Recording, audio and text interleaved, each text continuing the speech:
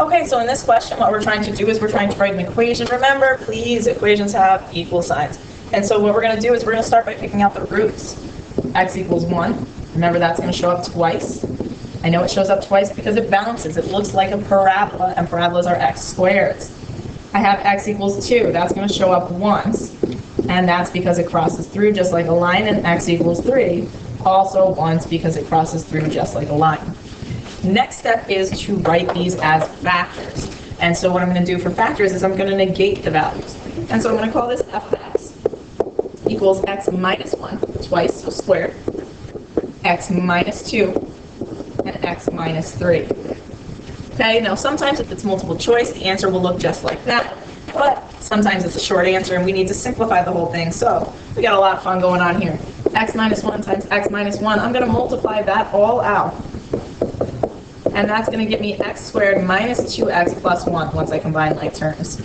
I'm going to multiply this part all out as well, and that's going to give me x squared minus 5x plus 6 when I multiply out and combine like terms. Now, I've got distributive property happening 3 times.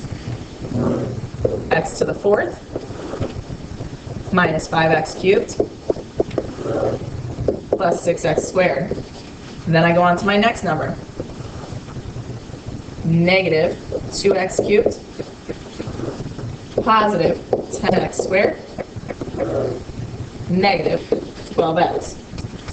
One more distribution, 1x squared minus 5x plus 6. And then at this point, what I'm going to have to do is combine my like terms. And so we've got x equals x to the 4th minus 7x cubed, plus we've got 6 plus 10 plus 1, so we've got 17x squared minus 17x plus 6 as our most version. Let's keep going to the next page. Okay, so for number 8, on the same set of axes, we are going to sketch these graphs, okay, from 0 to 2 pi. So because we're going from 0 to 2 pi, first thing I'm going to do is I'm going to set my y-axis all the way over here on the left. And here's my x-axis. Okay, so I'm going to look at y equals 2 cosine 1/2 x. All right, my amplitude is going to be 2. Now I like to stretch this out a little bit, so I'm going to make that 1 and that 2. -1, -2, so clearly I'm not good at drawing the middle of the graph. My frequency is 1/2. That means I'm going to see half of the cycle between 0 and 2 pi.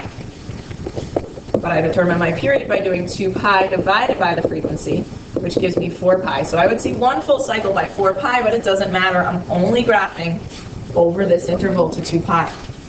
And this is why I need to determine the intervals. The intervals are to take the period and divide it by 4. Okay? And so what I'm going to do is get an interval of pi. This is where my marks are going to go. So I'm going to go 1, 2, 3, 4, 5. I'm going to go 6 and put pi there. And then 1, 2, 3, 4, 5, 6. Put 2 pi there. Equally spacing it, just kind of spreading it out nice and far. And so it's a cosine graph. It starts at a maximum, 0 on the interval, and then a minimum on the next interval. And so we're seeing half of our cosine graph by 2 pi, just like the frequency indicated to us.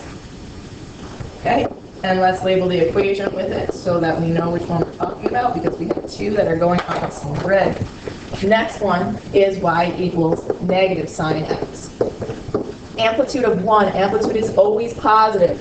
Frequency of 1, there's nothing in between sine and x, which makes the period 2 pi divided by 1, or just 2 pi. And so the interval is 2 pi over 4, which makes it pi over 2. So I've got to split this up a little bit more. And now you can see why I left some spacing in between. So at 3, I put 1 pi over 2. This is 2 pi over 2 reduced. 3 pi over 2. And 4 pi over 2 is already reduced. Now sine always crosses through the midline to start from. And it's a negative sign, so I'm going to go minimum on the interval before I go to a 0, and then a maximum, except for the minimum is 1. So I apologize about that. And the maximum is 1. And so here is our y equals negative sine x curve. So that's our part A. And then for part B, we want to know all the values of x that satisfy the equation where these two are equal to each other. So look at right here where they overlap. It's a system of equations. It's when x is equal to pi.